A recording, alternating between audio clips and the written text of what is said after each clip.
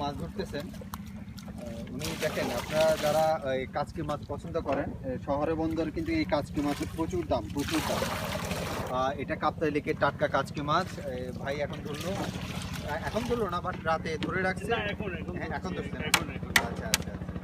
তো এই লেকের মাছগুলো কিন্তু অনেক সুস্বাদু, অনেক মজার। আপনারা যারা কাপ্তাইতে বেড়াতে আসেন, লেক ভ্রমণে আসেন কিংবা কাপ্তাই দেখতে আসেন, তারা কিন্তু কাপ্তাই লেকের মাছ চান এবং সুস্বাদু মাছগুলো চান।